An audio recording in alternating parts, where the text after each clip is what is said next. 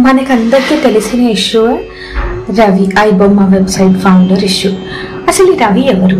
ఇమ్మాడి రవి వైజాగ్ నుండి BSc computer science చదివి MBA కొరకు టెక్నాలజీ నేర్చుకోవడానికి కొరకు బయటికి వెళ్ళాడు, అంటే బాంబే వెళ్ళాడు.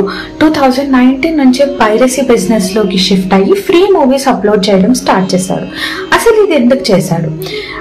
రవి చెప్పేది ఏంటంటే తన ఫ్యామిలీ ప్రెషర్ వల్ల, తన wife and in laws humiliation వల్ల ఆన్లైన్ పైరసీ పార్ట్ చూస్ చేసుకున్నాడు అని చెప్తారు.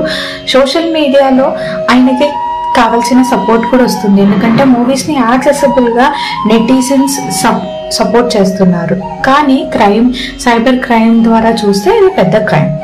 అసలు ఇది ఎలా చేశాడు? రవి 21,000 ఫిల్మ్స్ని పైరేట్ చేసి మూవీ థియేటర్ ప్రింట్, ఓటీటీ ప్రింట్లో ప్రెజెంట్ చేసేవాడు. అది మిర్రర్ సైట్స్ లో నుంచి హోస్ట్ చేసేవాడు.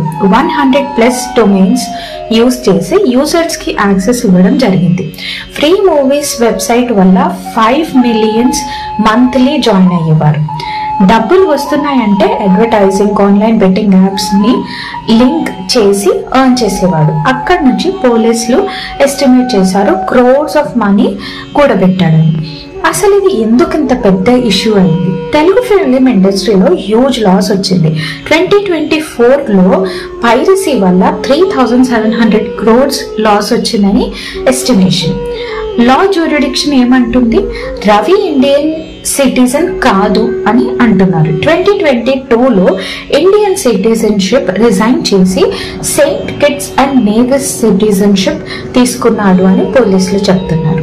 Cyber crime servers abroad Netherlands, Switzerland, USA, Thailand travel చేసి వాళ్ళ బిజినెస్ ఇంటర్నేషనల్ గా ఆపరేట్ అయ్యేటట్టు చేశాడు.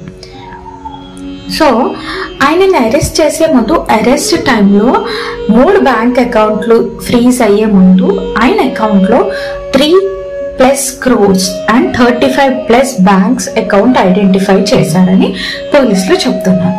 సో ఇప్పుడు మీరేమంటారు? రవికి సపోర్ట్ చేస్తారా లేదా పైరసీని ఆపుతారా?